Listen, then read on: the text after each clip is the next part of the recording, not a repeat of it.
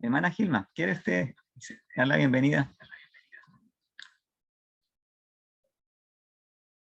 Ya. Bueno, buenas tardes a Fernandito, buenas tardes, hermanito Milenado. Felicitaciones por estar ya acompañándonos. Así que, bueno, con la promesa de que donde estemos 2 o 3 reunidos, ahí está el Señor, ¿cierto? Amén, ¿cierto, hermanito Milenado? Y Fernandito, ven. El Señor nos bendiga y entonces vamos a comenzar de lleno, Fernandito, porque tenemos que ir a las 4, ¿cierto? Para respetar su tiempo, el tiempo de todos y sobre todo porque el Señor es un Dios de orden. Entonces, adelante, Fernandito, con la oración. Claro que sí. Gracias, hermana Gilma. Bueno, saludo ahí a Hugo Millanao. Hugo Millanao, ¿de dónde se está conectando? Desde acá de Chillán, de la iglesia Chillán Norte, somos miembros con mi hermano Gilma. Perfecto. Bueno, vamos a hacer una oración entonces allí donde se encuentren, los que puedan arrodillarse bien y los que no, hay en actitud de reverencia, vamos a hacer una oración. Padre Santo, gracias por este sábado, gracias por la lluvia que ha caído, que está ayudando a los cultivos. Sabemos que el clima está difícil y son señales de los tiempos, pero cada cosa que acontece es para agradecer. Le pedimos que nos bendiga en el estudio de la palabra sagrada y que podamos prepararnos para la segunda aparición de Cristo en esta tierra. Queremos estar listos, queremos predicar, que tú nos enseñes, bendice nuestras familias, bendice nuestras iglesias y quédate con nosotros y nunca nos abandones. En el nombre de Jesús oramos. Amén. Amén. Bueno. ¿Usted me ven bien, cierto? Sí. Bueno, vamos, estábamos hablando con la hermana Gilma, a ver si, bueno, primero que todo, hermano Hugo, y los que nos puedan escuchar posteriormente, vamos a tener estas grabaciones. No sé si le llegó, yo le compartí con la hermana Gilma y también con Dianita la grabación del sábado pasado. Esta también la estoy grabando, aunque me quedó con un poquito bajo el volumen de la voz mía. Así que le tocará subirle un poquito cuando hable yo en la grabación pasada. Hoy, ya para este está corregido esa parte, no me di cuenta que tenía el volumen del computador más arriba que el volumen del micrófono mío. Pero ahí esas correcciones las vamos a hacer. Y segundo, que va a ser grabada también esta reunión. Y tercero, bueno, haciendo la edición del video pasado me di cuenta que algunos errores que cometí ahí no sé en qué estaba pensando y cuando le mencioné a Júpiter como el planeta hermano de la Tierra, yo mencioné como país y yo dije, ¿qué estoy diciendo yo? Quizás qué estaba pensando, pero bueno, son detalles que ahí los eliminé ahí un poco de la edición. Son detalles que ocurren y de pronto se da uno cuenta qué fue lo que dije. Tal vez en el afán de pensar en alguna otra cosa que iba a decir, pero bueno, son detalles, ¿no? Nos encontramos ahora para estudiar y para dar inicio, porque el sábado pasado fue la introducción, donde establecimos los principios bíblicos para poder hacer un estudio eficiente y sobre todo que haya una coherencia con el mensaje. Entonces, en ese orden de ideas, quiero repasar algunas cosas de la reunión pasada, porque básicamente daríamos inicio hoy, ¿cierto? El sábado pasado fue una charla introductoria, pero necesito sacar algunos detalles ahí para que los podamos aplicar en esta reunión, ¿cierto? Por ejemplo, siempre tratemos de que cuando estudiamos la escritura, busquemos a Cristo y nos busquemos a nosotros mismos allí, en la Biblia. ¿Se acuerdan? Que eso lo mencionamos. Porque Cristo así lo hacía, ¿no? Él, en la lectura de las escrituras, Él se encontraba allí. Y Él dio su ejemplo para que nosotros sigamos su ejemplo. Entonces, las escrituras, como dice Juan 5:39, hablan de Cristo. Pero nosotros debemos de seguir al Cordero en lo que Él hace porque Él dejó ejemplo. Así que tenemos que encontrarnos en la escritura. ¿Qué parte del protagonismo tengo yo en la medida que estudio, por ejemplo, una anécdota, por ejemplo, en el caso de David, si yo hago parte de David o hago parte del enemigo de David, siempre mirar dónde estoy yo metido para hacer un cambio en mi vida.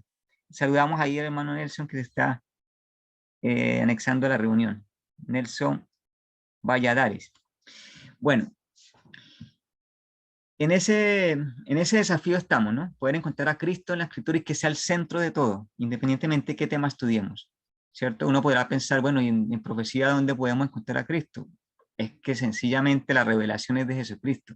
Y cualquier otro tema que estudiemos, siempre tenemos que encontrar a Cristo allí. De lo contrario, tal vez el estudio sería en vano, ¿cierto?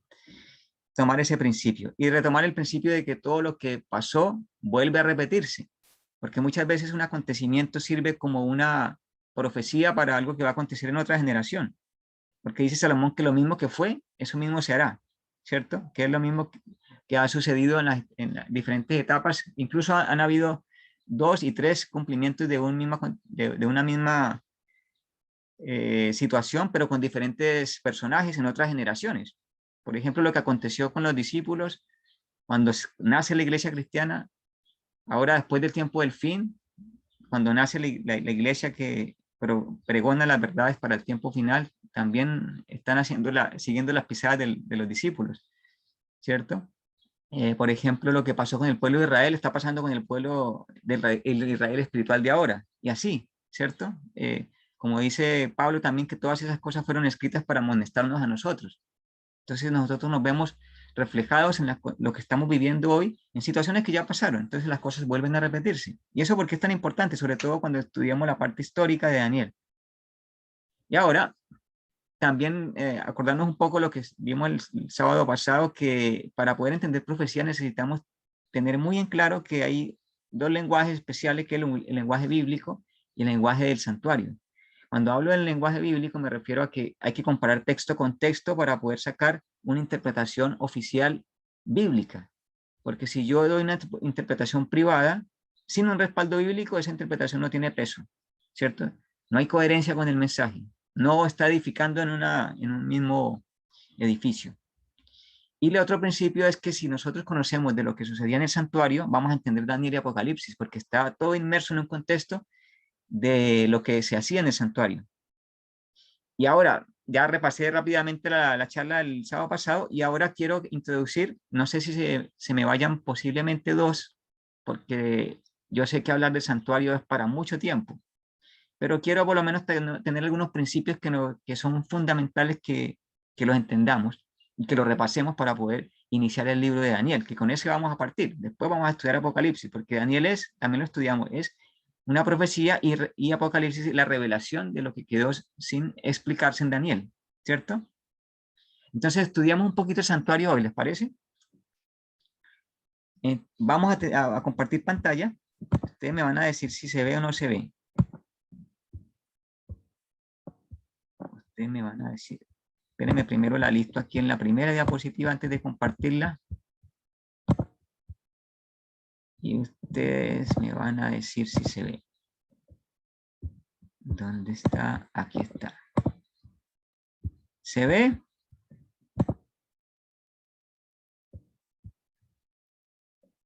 Alguien que abra el micrófono y me diga si se ve.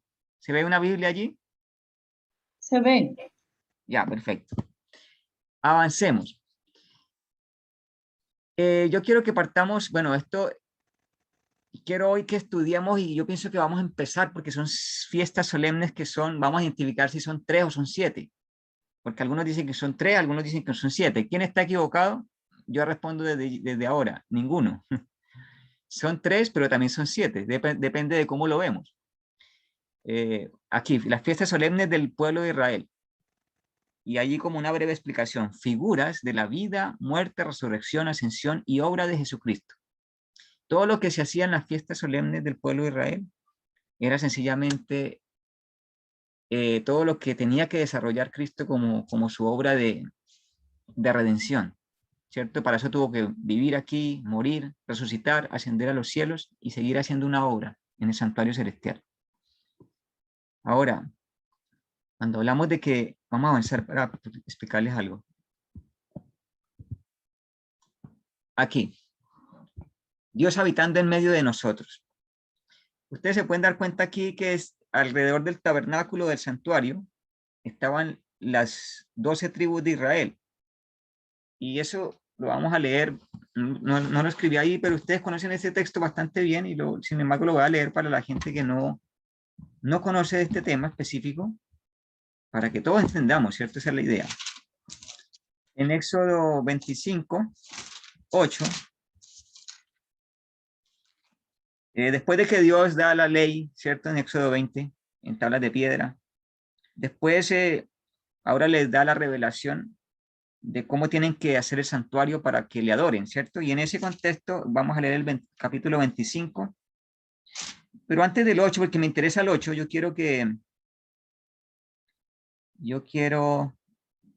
bueno, porque el 25:1 dice, y habló Jehová a Moisés diciendo, di a los hijos de Israel que tomen para mí ofrenda de todo varón que la diere de su voluntad de corazón tomaréis mi ofrenda.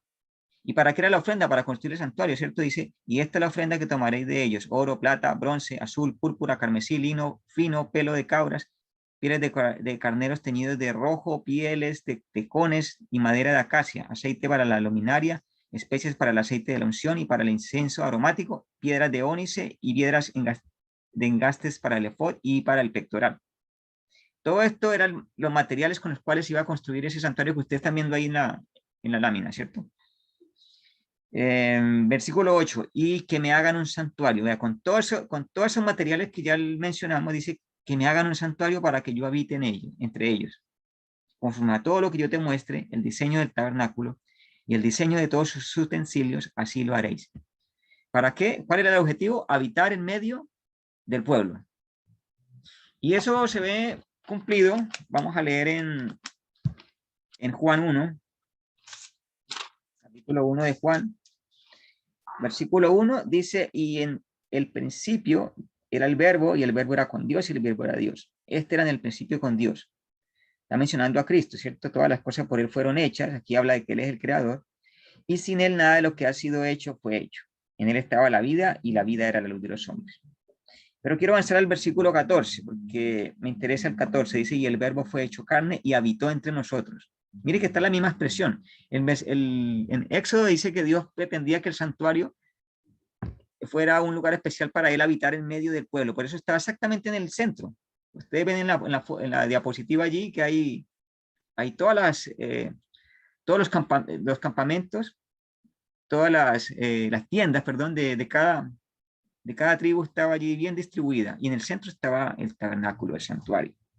Y dice, ¿para qué? Para yo habitar en medio de vosotros, decía Éxodo, ¿no? Y aquí dice Juan 14, 1:14, que el verbo se hizo carne y habitó entre nosotros. O sea que el santuario simboliza a Cristo. Cada detalle del santuario, de las fiestas que se hacían, de las ceremonias, de los materiales de construcción, cada detalle simboliza a Cristo y a su obra de redención. Esto que nos quede muy claro. Bueno, el trabajo de Cristo en la tierra y en el cielo, ¿cierto?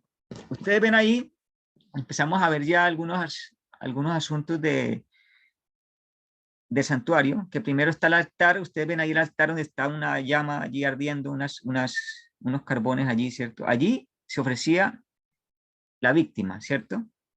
Después, esa víctima tenía que ofrecerse diariamente, ¿eh? Esto era un asunto diario. El pecador tenía que llevar su ofrenda, degollar esa ofrenda. Después un sacerdote tomaba sangre y de allí la llevaba adentro de ese edificio que está ahí, ustedes ven, pero antes de entrar al edificio, que contenía 2 compartimentos, primeramente el lugar santo y después el lugar santísimo, antes tenía que lavarse las manos y los pies ahí en ese lavacro que está allí. Y ahí sí podía entrar al lugar santo y después al lugar santísimo una vez por año, ¿cierto? Entonces, vamos empezando a identificar, para algunos es repaso, pero es bueno repasar, ¿no? Para algunos es nuevo esto. Pero todo esto es símbolo de lo que hizo Cristo por nosotros. Él dio su vida allí como en el sacrificio que está allí, ¿cierto? Ese sacrificio que está allí, que se ofrecía allí en fuego, símbolo de que Cristo dio su vida por nosotros. Después viene el lavacro, porque el sacerdote se lavaba la mano y los pies para poder entrar allá. Símbolo de la resurrección de Cristo, allí en el lavacro. Después de que Él resucita, ¿qué hace? Va al cielo.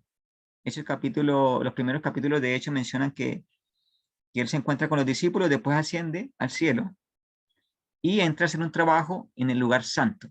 O sea que lo que es el sacrificio y lo que es el lavacro, donde se cumple, por eso en el título dice el trabajo de Cristo en la tierra y en el cielo. Por eso coloqué primero la tierra, porque Él primero inició todo este proceso en la tierra Pero después cuando entra al lugar santo, el sacerdote simboliza lo que Cristo hizo cuando asciende a los cielos y empieza a hacer un trabajo de intercesión como nuestro sacerdote principal, nuestro sumo sacerdote, ¿cierto?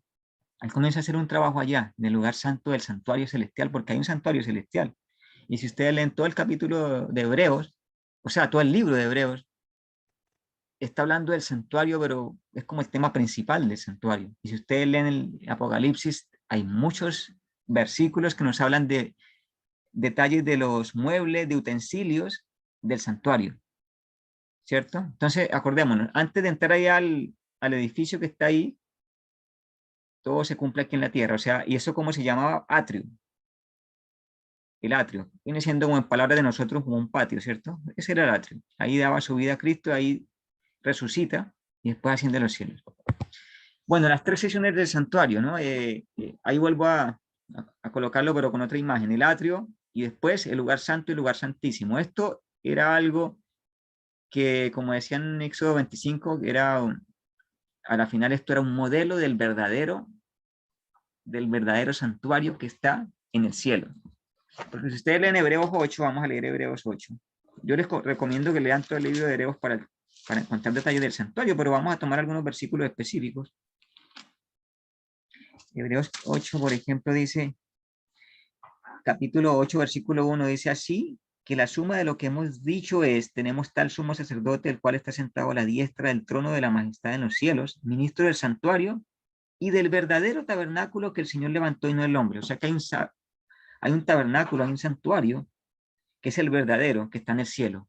El de aquí era una copia, ¿cierto? Se le mostró un modelo a Moisés y él lo replicó, de acuerdo al modelo que se le mostró, pero el verdadero está en el cielo. Y Juan vio muchos detalles de ese santuario en el cielo en el libro de Apocalipsis.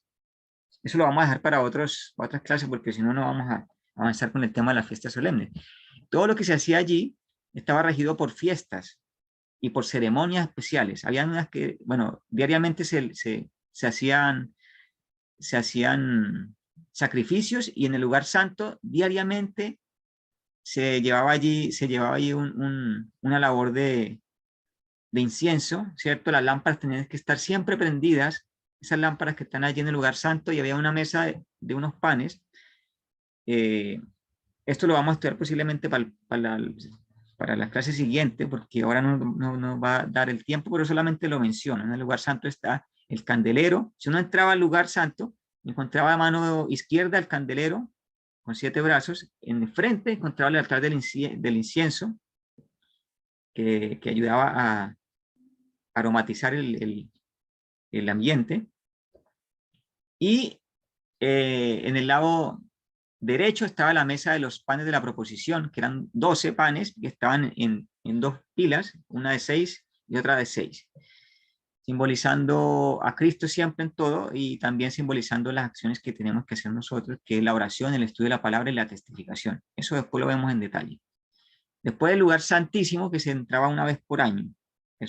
Únicamente el principal de los sacerdotes, que era el sumo sacerdote, podía hacer esta obra de expiación, de limpieza, porque todos los días se llevaba sangre, se tomaba de la víctima sangre y se esparcía sobre la cortina que dividía el lugar santo y santísimo, y se empezaba a contaminar esa cortina con toda la sangre diaria, ¿cierto? Entonces había que hacer limpieza una vez por año de toda la contaminación, simbolizando la contaminación del pecado que iba a manchar este lugar que se consideraba un lugar sagrado, un lugar especial. Y uno se podrá preguntar, bueno, y si el cielo es el verdadero, ¿cómo se puede contaminar el cielo si ya no hay ni mancha de pecado?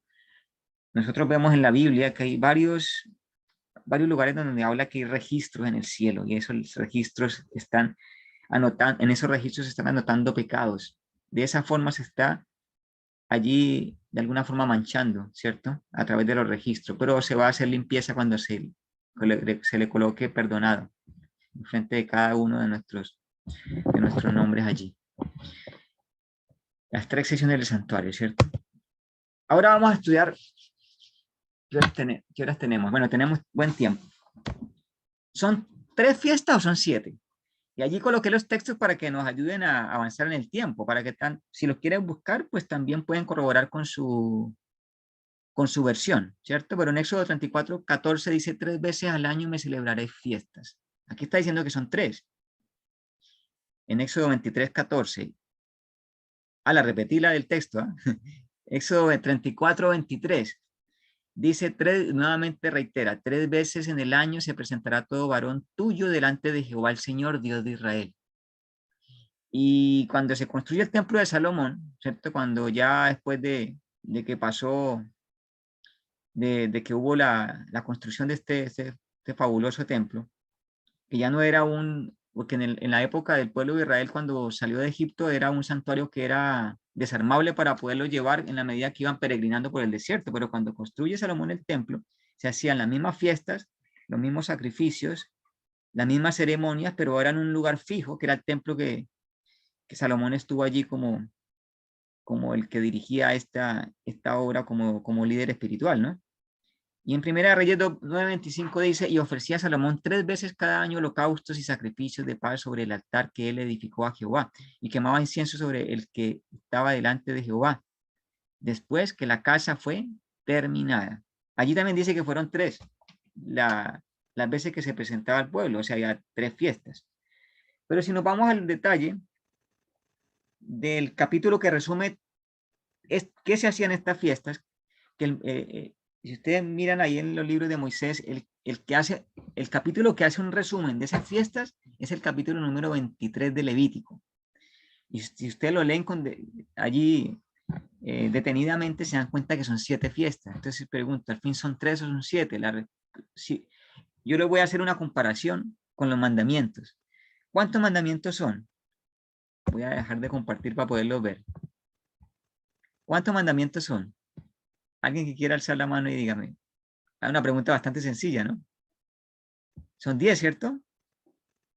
Pero en el Nuevo Testamento vemos que también hay otro número. La hermana Gilma me estaba ahí mencionando ahí 2.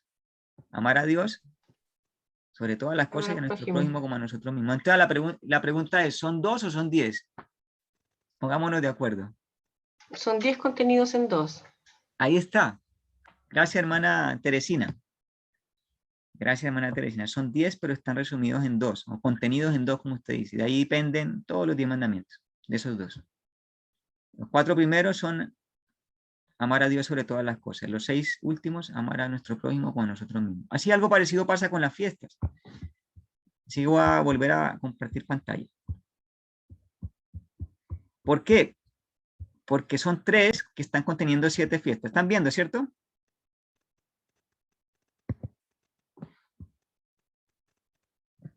¿Están viendo la pantalla? ¿Me dice alguien, por favor, en el micrófono?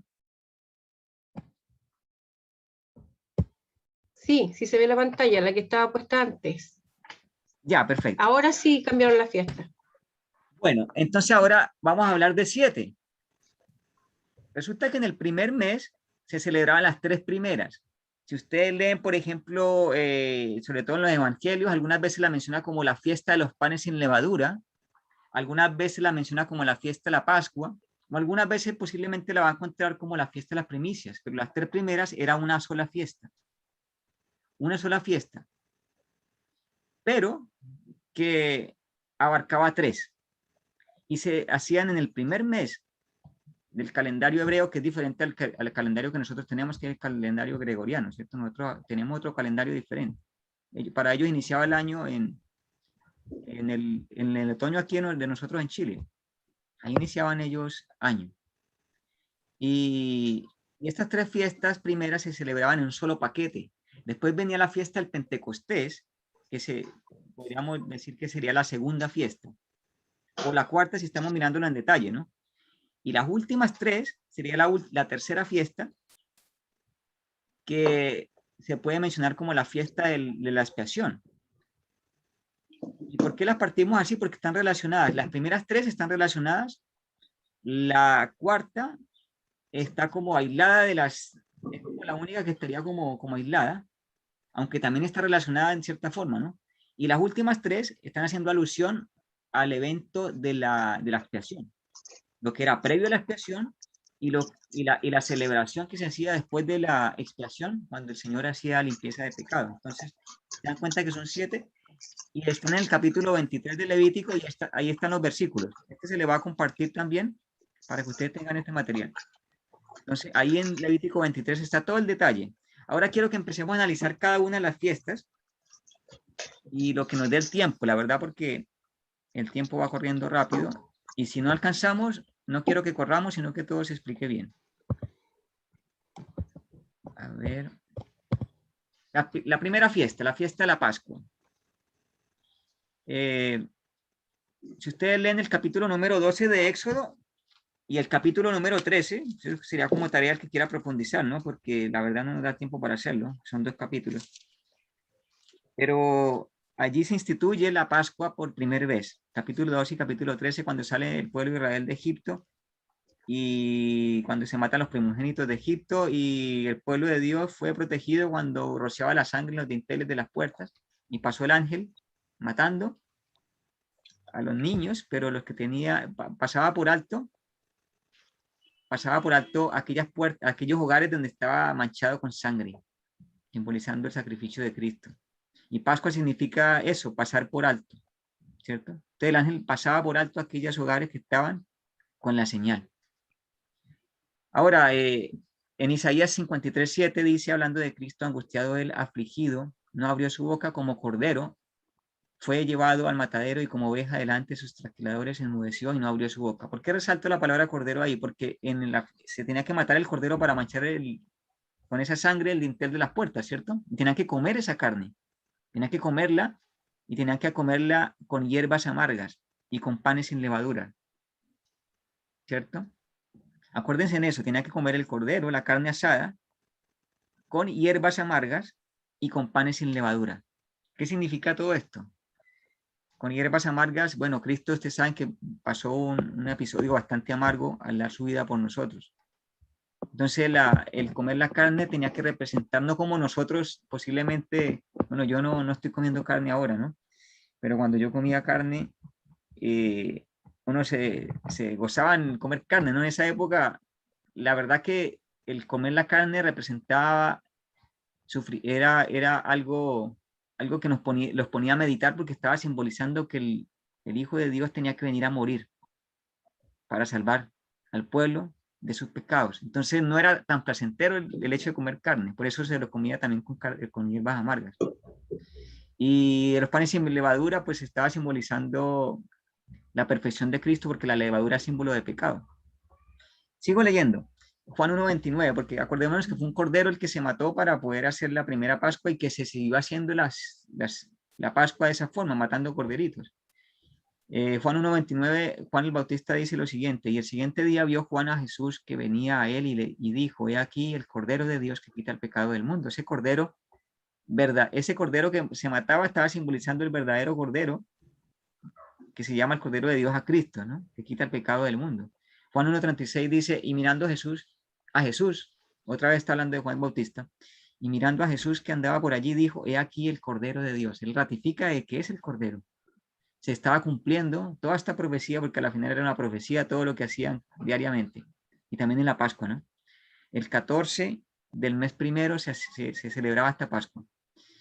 Y mirando a Jesús que andaba por allí, dijo, he aquí el Cordero de Dios, ¿cierto? En 1 Corintios 5:7 dice Pablo, limpiaos pues de la vieja levadura para que seáis nueva masa, sin levadura como sois, porque nuestra Pascua, mira, aquí lo está diciendo específicamente Pablo, nuestra Pascua, que es Cristo, ya fue sacrificada por nosotros.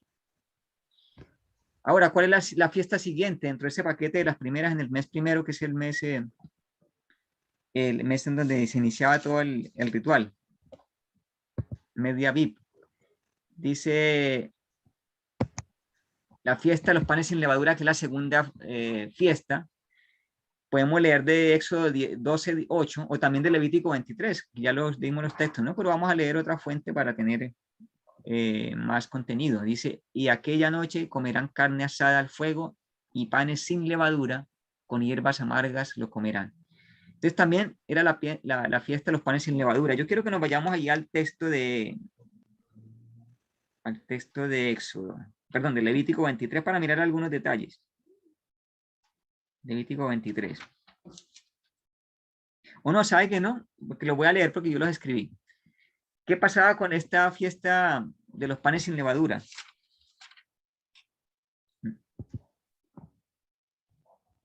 No, sí leámoslo porque no lo escribí, fue la conexión, pero no el texto primario. Sí, vámonos a Levítico mejor, Levítico 23. Dice allí,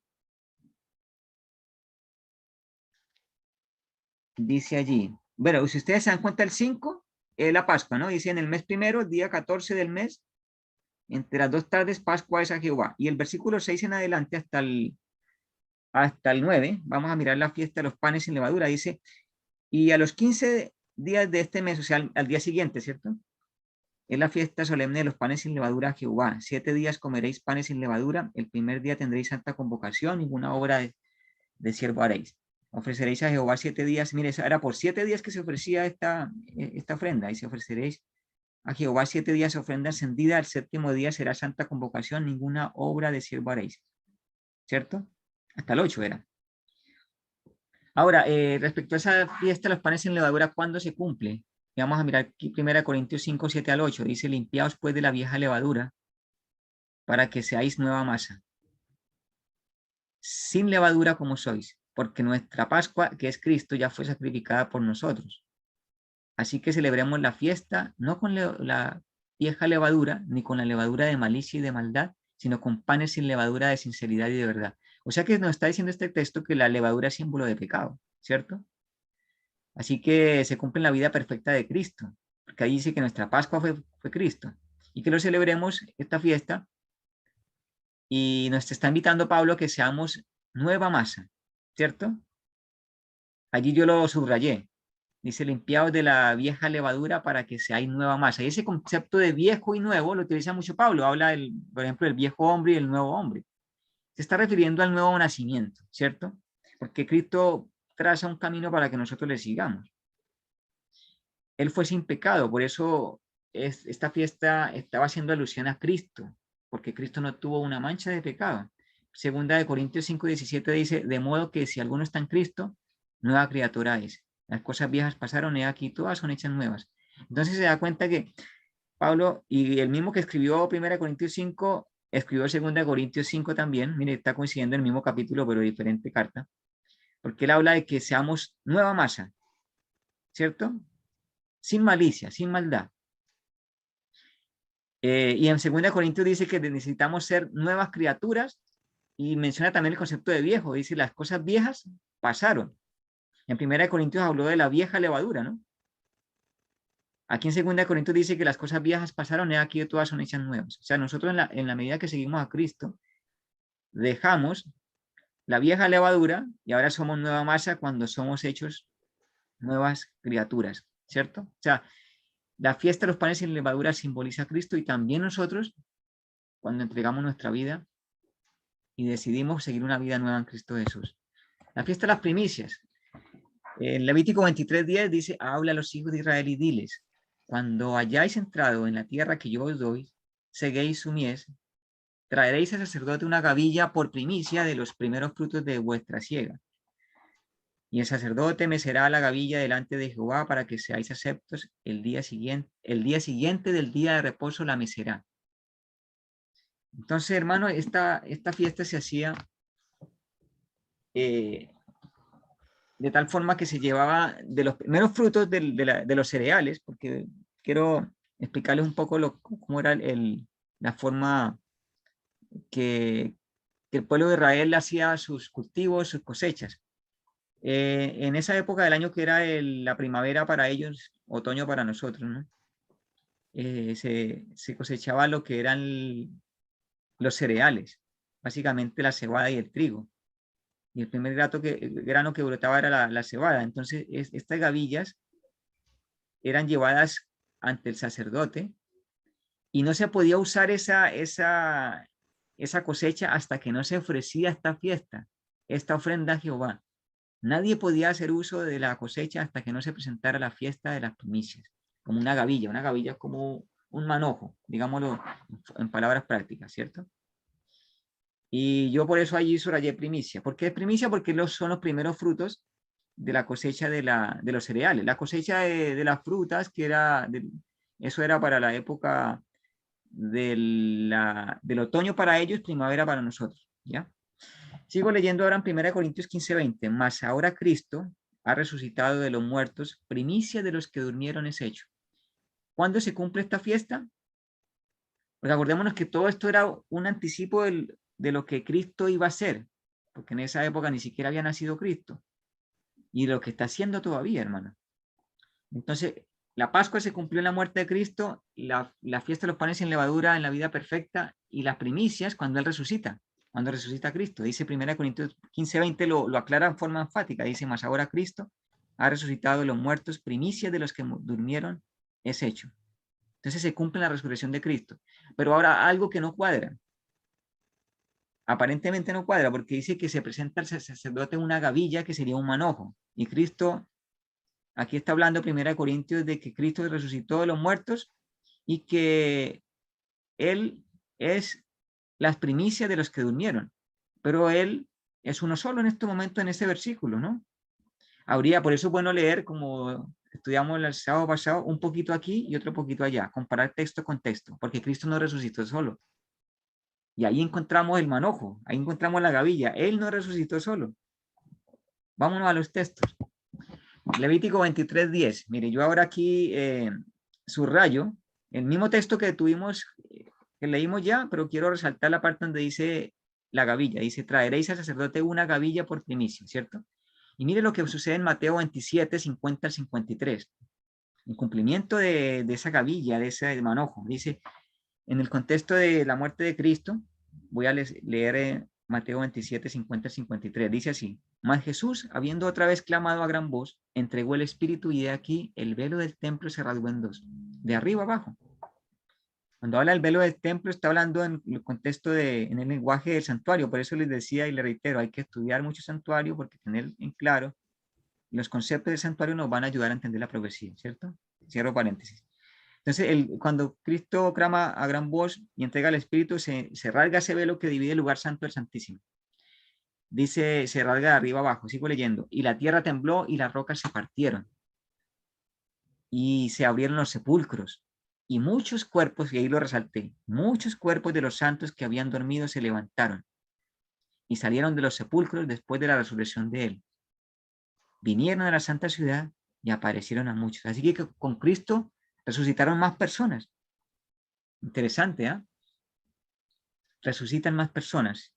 En el comentario nuestro como iglesia, ¿cierto? Tenemos allí los libros de la señora White y habla de que fueron, y esto también tiene soporte bíblico, ¿eh? Lo que pasa es que por el tiempo no nos alcanza, pero si me piden los textos los podemos buscar.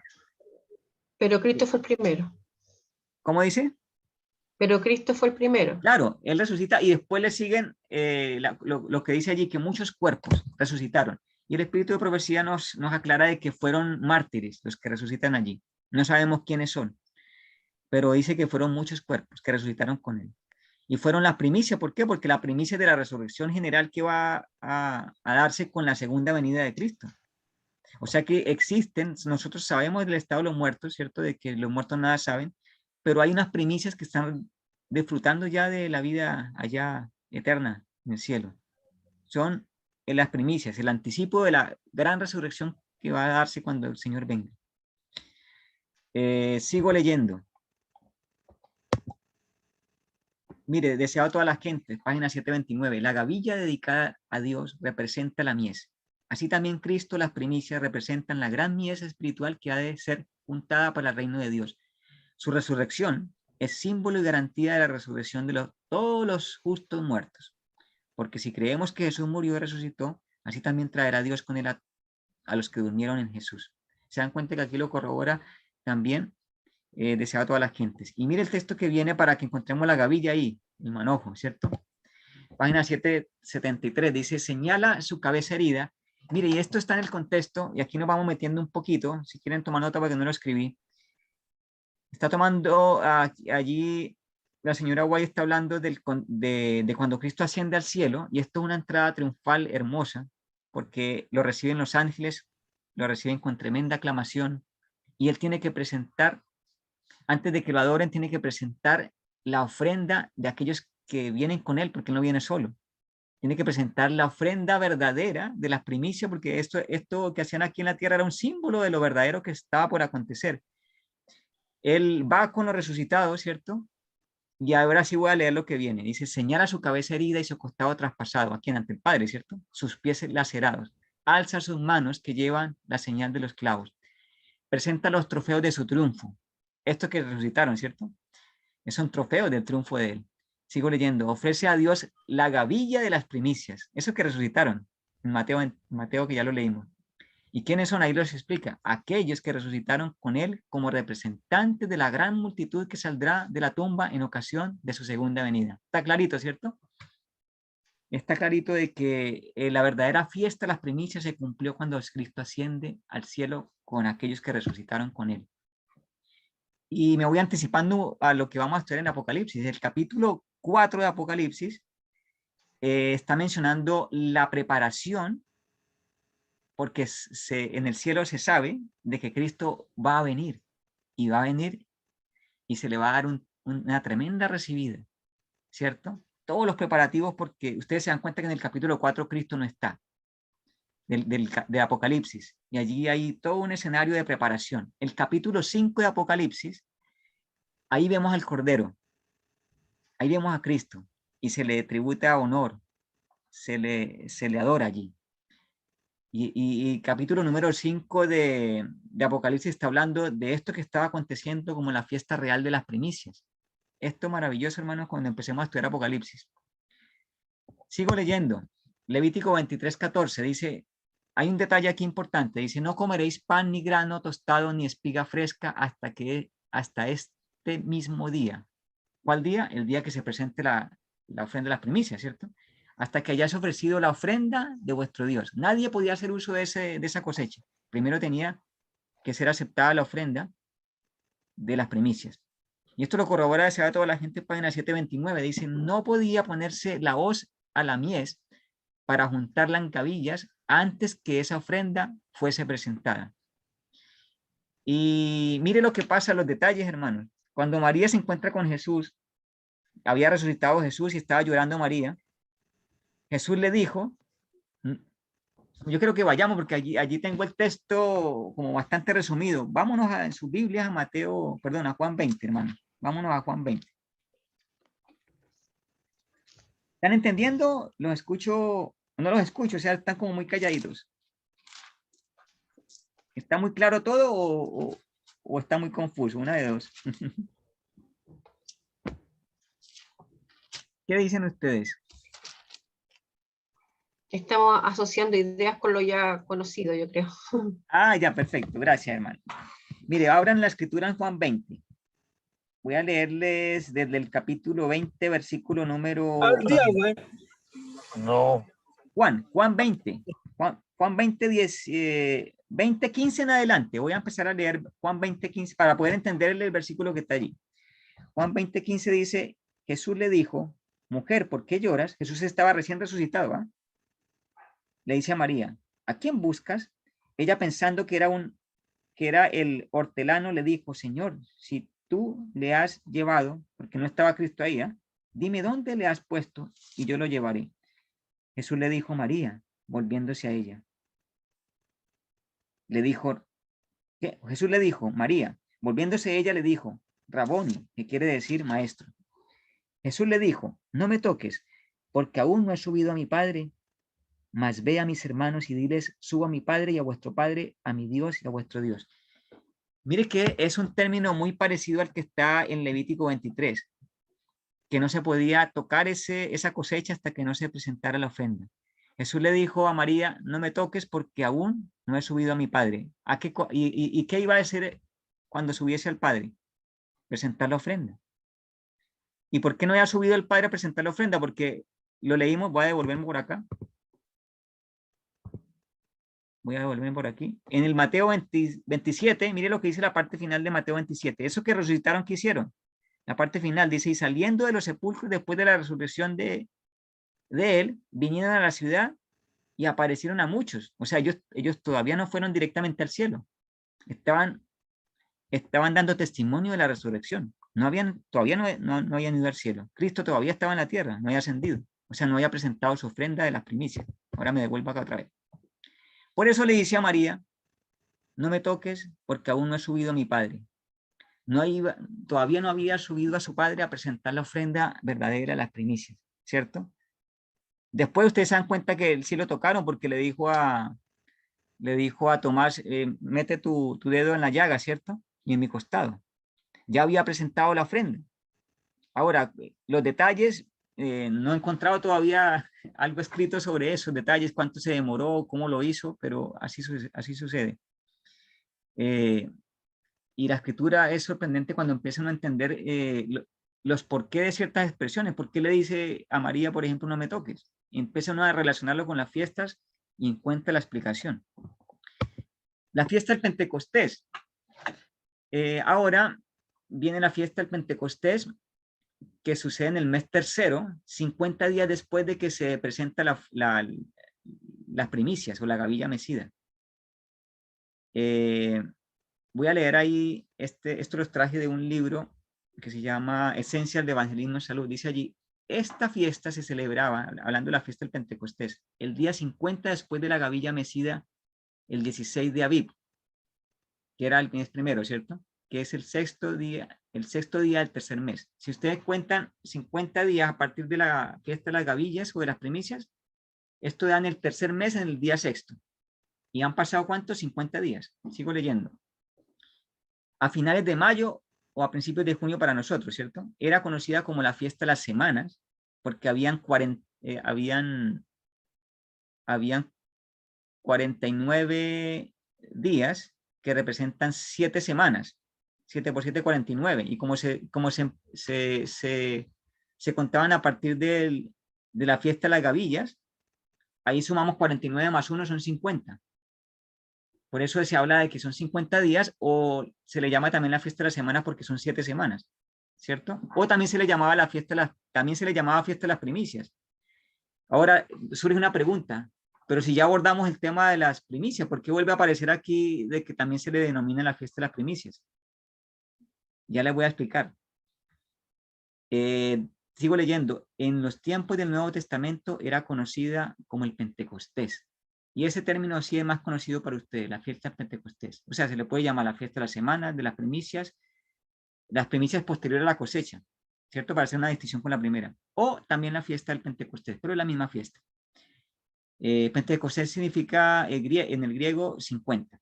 Por eso viene el penta, penta viene de 50, ¿no? Pentecostés. Mientras la gavilla mecida era presentada al principio de la cosecha, el Pentecostés marcaba el final de la temporada de la cosecha. Mire, la primera primicia era, la fiesta de las primicias, era el inicio de la cosecha. Pero el Pentecostés era al final de la cosecha de los cereales. ¿Se dan cuenta? ¿Y por qué primicias? Si miramos el detalle de Hechos, capítulo 2, por ejemplo, que allí habla directamente del Pentecostés, allí mencionar la fiesta real.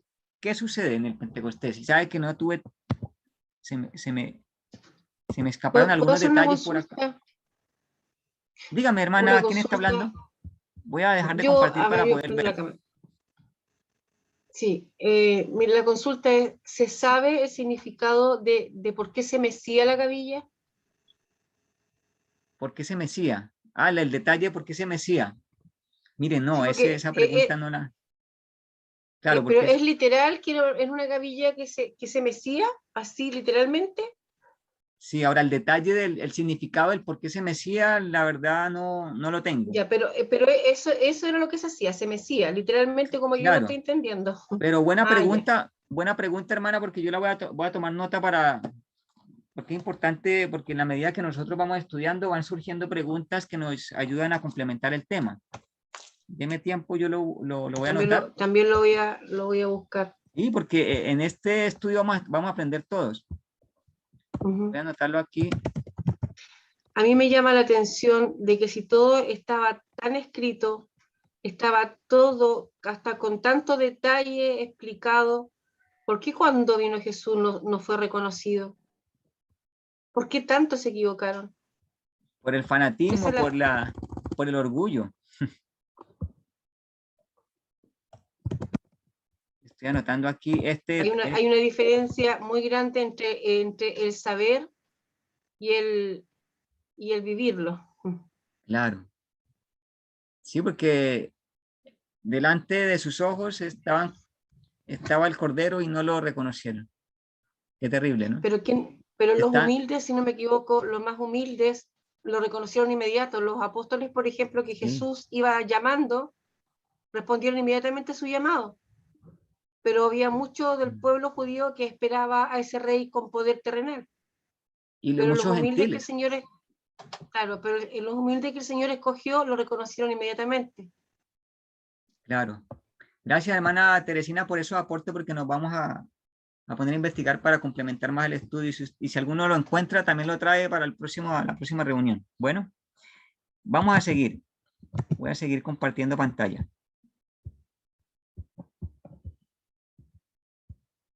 Para ir terminando, nos quedan bastantes fiestas. Yo sabía que no íbamos a terminar hoy.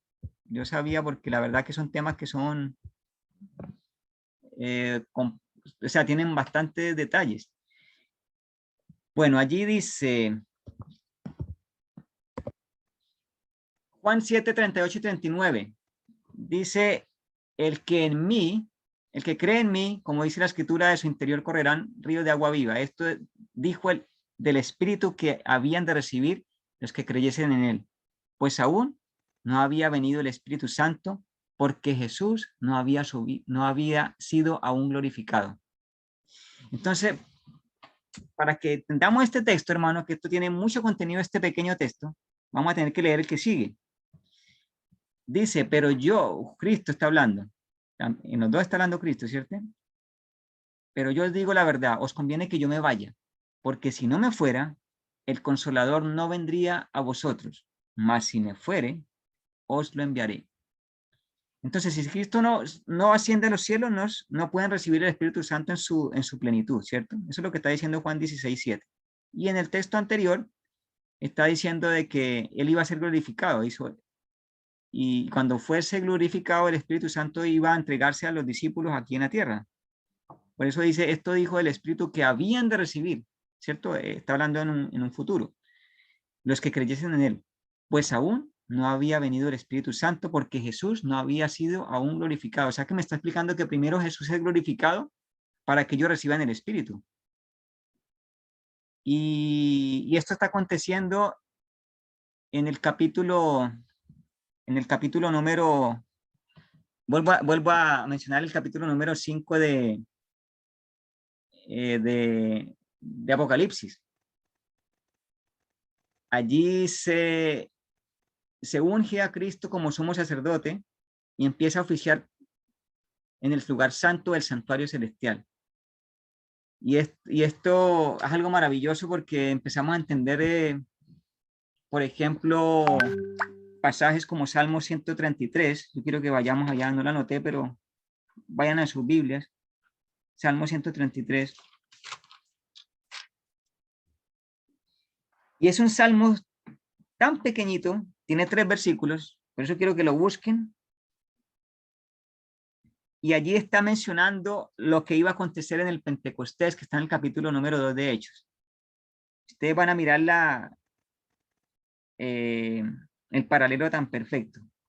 Allí está mencionando a Aarón como sumo sacerdote, ¿cierto? Voy a leer. Mirad cuán bueno y cuán delicioso es habitar los hermanos juntos en armonía. ¿Cómo estaban los discípulos según Hechos capítulo 2? Dice que estaban unánimes, en armonía, ¿cierto? Cuando desciende el Espíritu Santo. Mire que hay una conexión allí. Mirad cuán bueno y cuán delicioso es habitar los hermanos juntos en armonía. Es como el buen óleo sobre la cabeza, el cual desciende sobre la barba de Aarón, y que baja hasta el borde de sus vestiduras, como el rocío de Hermón, que desciende sobre los montes de Sión, porque allí envía Jehová bendición y vida eterna. Esto está anunciando, esto es un salmo profético, está mencionando lo que estaba aconteciendo en el Pentecostés, en la real fiesta del Pentecostés. Jesús, así como Aarón, que estaba representando a Cristo, como sumo sacerdote, porque Aarón era el sumo sacerdote y Cristo es el verdadero sumo sacerdote, o sea que Aarón era un símbolo de Cristo, y Aarón se le unge con aceite. El Espíritu Santo tiene varios símbolos, ¿no? El aire y también el espíritu, el aceite es un símbolo del Espíritu Santo. ¿Se acuerdan de las lámparas? aquellas vírgenes que le faltaba el aceite, símbolo de aquellos que le faltan el espíritu. Entonces, se ungía la cabeza de Aarón con aceite y dice que le goteaba por la barba, ¿cierto? Y caían esas gotitas de aceite, que están en el versículo 2. Dice, desciende sobre la barba de Aarón, y que baja hasta el borde de sus vestiduras. Y era como un rocío, ¿se dan cuenta? Dice como el rocío de Hermón, que desciende sobre los montes de Sión. Y el monte de Sión, símbolo de la iglesia de Dios, ¿cierto? El remanente de Dios, está simbolizado por Sión. Porque allí envía Jehová bendición y vida eterna. ¿Cuándo sucede esto? En el Pentecostés. Vámonos entonces al libro de Hechos, capítulo número 2. Con esto vamos terminando porque no nos dio el tiempo para más. Con esta fiesta vamos a terminar. Hechos capítulo 2. El tiempo se va tan rápido, hermano. Dice, cuando llegó el día del Pentecostés, estaban todos unánimes en un mismo lugar. El mismo término de Salmo 133, ¿cierto? Y de repente vino un estruendo del cielo como de un viento recio que corría, y el cual llenó toda la casa donde estaban sentados, y se les aparecieron lenguas repartidas, como de fuego, asentándose sobre cada uno de ellos. Y fueron todos llenos del Espíritu Santo, y comenzaron a hablar en otras lenguas, según el Espíritu les daba que hablasen. Se cumplió las palabras que estaban en Juan, ¿cierto? Que era necesario que él se fuera, porque si él se va, es ungido como sacerdote, recibe el Espíritu y lo entrega a sus discípulos que están congregados por 10 días, ¿cierto? Y lo reciben, y mire el detalle también, dice que fue como lenguas de fuego. Hay una expresión allí, se les aparecieron lenguas repartidas, como de fuego.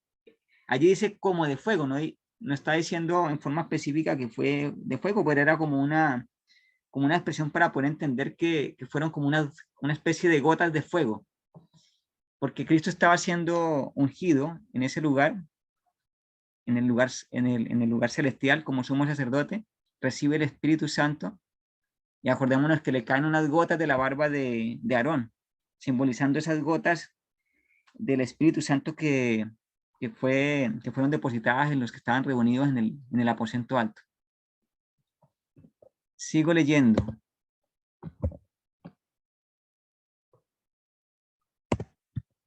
Parece que hasta ahí me llegó. Voy a dejar de compartir pantalla, porque el tiempo no nos dio para más. Alcanzamos a analizar hasta la fiesta del Pentecostés. Y quedo en deuda con ustedes de los textos del Espíritu de Profecía que avalan esto. Solamente les mencioné los textos bíblicos, el tiempo no nos dio para más. Por eso les digo que esto posiblemente se va a ir 2 o 3 estudios para analizar las 7 fiestas solemnes. Pero todo esto tiene también respaldo del Espíritu de Profecía. Ya les dimos el respaldo bíblico, nos falta el respaldo del Espíritu de Profecía. Nos falta estudiar la fiesta de las trompetas. Van a encontrar unos detalles sorprendentes, porque la fiesta solamente la voy a mencionar. La fiesta de las trompetas anunciaba el día de la expiación. Después viene el día de la expiación como la 6ª fiesta, y después la fiesta de los tabernáculos. La fiesta de la expiación, las trompetas se dio antes de que iniciara el juicio investigador, que sabemos que inició en el año 1844. Tuvo que haberse dado antes. Solamente lo resumo para que se preparen para la otra clase, para lo que viene, porque si era 10 días antes que se tocaba la trompeta y todavía aplicaba el hecho de día por año, tenía que ser aproximadamente 10 años antes. ¿Qué se hizo 10 años antes de 1844? Estamos hablando de 1834. Se publicó, y que estaba como dudoso si lo hacía, Guillermo Miller, su libro donde estaba predicando sobre las profecías que había estudiado, de los 2300 tardes y mañanas, de que el santuario sería purificado, anunciando el juicio, el verdadero juicio. Y eso fue exactamente 10 años antes que él decide imprimirlo en forma masiva a muchos países. Entonces hay muchos detalles impresionantes que vienen a continuación. No se pierdan el próximo sábado el estudio. Después viene el día del juicio, en el cual estamos todavía viviendo. Estamos viviendo una 6ª fiesta. Y nos falta todavía celebrar en la fiesta de los tabernáculos, que era una fiesta de celebración. Y todos esos detalles los vamos a estudiar, hermano. Si tienen alguna pregunta o alguna sugerencia, complemento. ¿Entendieron o fui muy rápido?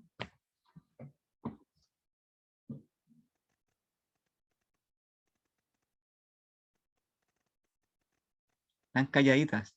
Calladitos, porque también hay un varón aquí, Nelson.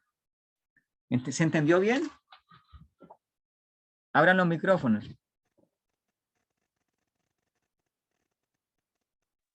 Bueno, como dice la hermanita Teresina, pues uno va ahí asimilando, ¿cierto? O sea, es ver cómo la escritura se cumple tan hermosamente, ¿cierto? Y cómo el Antiguo y el Nuevo Testamento se compaginan también.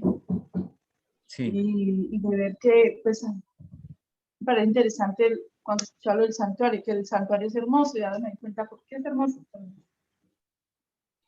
La verdad es que yo siempre, cuando he escuchado de estas fiestas, he tenido un desorden con respecto a los tiempos en que se hicieron y el significado de cada una, así que esto me ayuda para empezar a hacerme un esquema más claro, y así que es bastante importante. Y el santuario es otra cosa que es una maravilla. Bueno, yo estuve viendo un video que explica un pastor muy antiguo, pero yo no sé, como es de otra religión, yo no sé qué tan exacto es o qué tan apropiado es, pero la verdad que igual logró maravillarme que cada cosita, pero cada cosita, cada metal del santuario, las cuerdas, por ejemplo, cuántos hilos tienen que llevar, dónde están atadas, cómo están atadas, todo es una maravilla tan grande, que uno comprende que no se reflejan todos los detalles. Y lo mismo que, o sea, para mí el santuario fue hecho lo mismo que la naturaleza cuando ve algo que a uno le asombra y uno dice, ¿cómo Dios está aquí en cada detalle? ¿Cómo funciona todo? Con esa misma precisión es el santuario. Es emocionante cómo habla de Jesús, cómo habla de la dependencia que nosotros tenemos de Él, cómo habla del amor. Es muy hermoso, quizás me gustaría compartirlo con la hermana Gilma para que se lo envíe a usted y usted vea si lo puede, eso. Sí, perfecto, hermana, porque la verdad que hay muchos estudios de gente que no es de nuestra denominación, pero que son estudiosos de la Biblia y nos aportan bastante también. Así que en la medida que podamos traer de otras fuentes y poder complementar el estudio, sería genial. Así que gracias, hermana. Lo voy a ver. Sí. Entonces, hasta hoy estudiamos la fiesta hasta el Pentecostés llegamos, ¿no? Cuando Cristo es ungido como somos sacerdote y se entrega al Espíritu Santo a los que estaban allí reunidos unánimes y empieza, el detalle para terminar, porque allí dice que se convirtieron después de la predicación, ¿cuántos? De la predicación de Pedro cuando recibe el Espíritu Santo, ¿cuántos? ¿Se acuerdan? 3.000, dice la hermana Gilma. Bueno, multitudes. Yo digo una multitud, 3.000 personas en una multitud. Y estas personas que fueron convertidas fueron las primicias, por eso se habla que eran las primicias. ¿Se acuerdan que primero había la primicia, donde se comía pan sin levadura? En las primeras primicias están asociadas al pan sin levadura. Pero en esta primicia, que también se hablaba de primicias, allí se comía pan con levadura. Miremos el detalle. Me faltó ese detalle para poder cerrar esta fiesta. Levítico 23. Vámonos a Levítico 23. Sí, porque si no nos queda ahí como faltando esa partecita que es importante. Levítico 23. A partir del versículo 15 está. Dice, y os habéis de contar desde el siguiente día del sábado, desde el día en que ofrecisteis el manojo de la ofrenda mecida, 7 semanas cumplidas serán. Hasta el siguiente día del sábado séptimo contaréis 50 días. Entonces ofreceréis grano nuevo a Jehová. De vuestras habitaciones tendréis 2 panes para ofrenda mecida, que serán de 2 décimas de flor de harina, cocidos con levadura. Mire la diferencia. Estos iban con levadura. Los primeros iban sin levadura. Estos vienen con levadura. Por primicias de Jehová. Por eso también se le llamaba la ofrenda de las primicias. Pero estas primicias iban con pan y ese pan llevaba levadura. Esos que fueron convertidos, los 3.000 que se convirtieron con la predicación de Pedro, ¿cometieron pecado? Cometieron pecado, solamente que se arrepintieron y fueron nueva masa, ¿cierto? Llegaron a ser nueva masa, sin levadura. Está simbolizando aquella cosecha, estas primicias que fueron ganadas para el reino de los cielos cuando ellos reciben el Espíritu Santo en el Pentecostés, ¿cierto? Se está cumpliendo todo con detalles, pero ahora en la realidad que los apóstoles habían recibido el Espíritu Santo, habían predicado, había una primicia de la cosecha de almas que fueron convertidas 3.000 personas, pero este pan era con levadura. Aquellas personas tenían pecado, se arrepintieron y fueron perdonados. Cristo no cometió nunca pecado, ¿cierto? Pero estos sí habían cometido pecado. ¿Vieron el detalle? Bueno, ahí quedan más cosas para aprender el próximo sábado, 3 de la tarde. Muchas gracias. ¿Alguna otra cosita por ahí que tenga alguien para comentar? No, yo no quiero hablar tanto, pero la verdad es que a veces uno no tiene que conversar tantas cosas. Es que pienso, por ejemplo, cuando en el santuario hay un lugar que se purificaba porque iba quedando con sangre, ¿no es cierto? Si nosotros nos detenemos a pensar cómo quedaba ese lugar, cómo tuvo que haber estado de inmundo, Claro. de hediondo, de lleno de moscas. O sea, era algo tan desagradable que las personas, igual que los niños cuando se les muestra en forma concreta lo que es el pecado, podían presenciar y podían vivir de una manera, digamos, didáctica, entre comillas, lo que pasa espiritualmente. Entonces, el santuario y todo lo que Dios hace no deja absolutamente nada al azar. Todo lo pone en su lugar por algo. Para entender, para que se nos abran los ojos espirituales. Aprendemos como niños, ¿no? En forma didáctica. Bueno, gracias entonces por participar, hermana Teresina, hermano Nelson, hermana Diana, Dianita también está por ahí, hermana Gilma, mi hermana está por ahí también, ahí les presento a mi hermana Carolina Heredia. Y bueno, esperamos su participación, estudien Levítico 23 para el próximo sábado, léanselo todo, Levítico 23. Léanse Levítico 16, a ver si no me estoy equivocando. O Éxodo 16 parece que es. Respecto al día de la expiación. Éxodo 16. No, Levítico 23, todo el capítulo léanselo. Levítico 23 y Levítico, el día de la expiación, se me fue el capítulo, parece que es el 16 de Levítico, que habla acerca de del día de la expiación. Sí, Levítico 16, léanse el Levítico 23 completo para terminar las fiestas, las tres que nos faltan, y el capítulo 16 que habla específicamente del día de la expiación para que tengamos una información ya estudiada para poder entender mejor el próximo sábado. Eso como tarea. Bueno, muy bien, gracias Fernandito, muchas gracias a todos los hermanitos. Pues es rico que es cierto que bueno, cada vez aprender más. Vamos a terminar entonces Fernandito con el himno número 16, que es nuestro mismo tema, cada con Levítico 16. El himno número 578. 578, el pueblo que a su Dios conoce. Listo, vamos a compartir pantalla.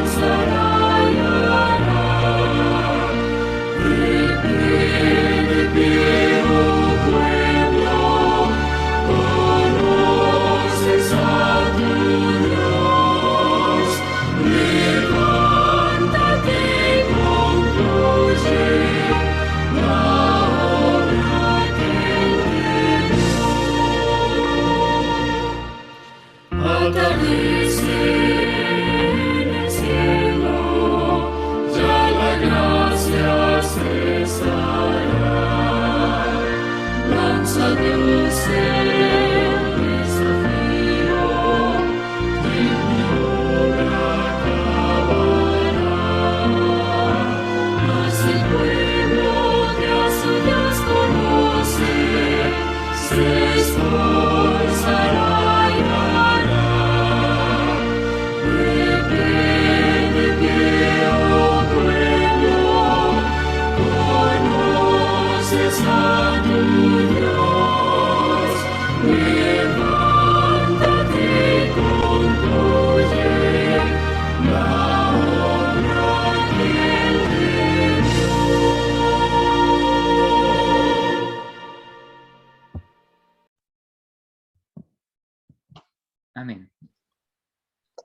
Bueno, muy bien.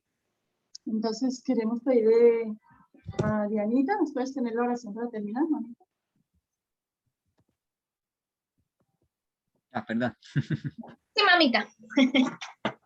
Ya, vamos a orar. Vamos a orar. Amante y eterno Padre, misericordioso y buen Dios, te damos gracias, Señor, por el privilegio que nos das de poder, como pueblo adventista, tener esta gran luz, Señor.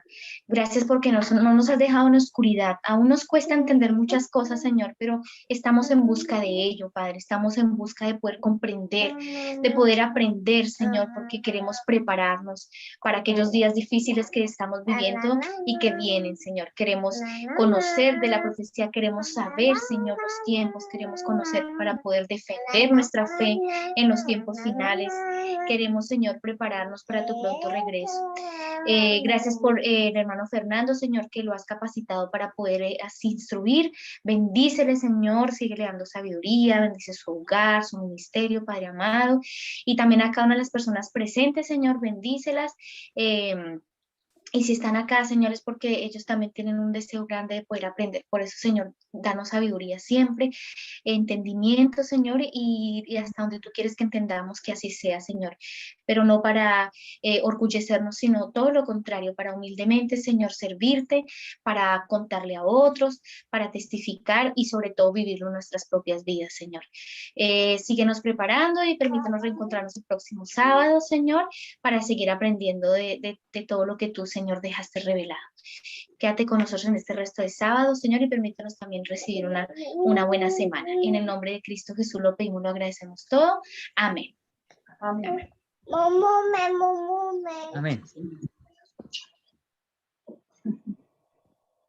Bueno, muchas gracias, queridos hermanitos. Gracias, Fernandito. Entonces, nos vemos ahí hasta la bebé también quiere aprender. Miren, ella también opina. Nos vemos el próximo sábado. Señor les bendiga. Nos vemos el otro sábado. No se olviden de estudiar capítulos 16 y 23 del Levítico. Levítico 26. Bueno, el Señor les bendiga. Gracias, igualmente. Chao, feliz semana, Dios les bendiga. Chao, Chao, Carolina. hermana de Fernando, un gusto conocerte. La misma sonrisa, Fernandito. Sí. Ahí está. Sonrisa Colombia. Chao. Chao. En YouTube.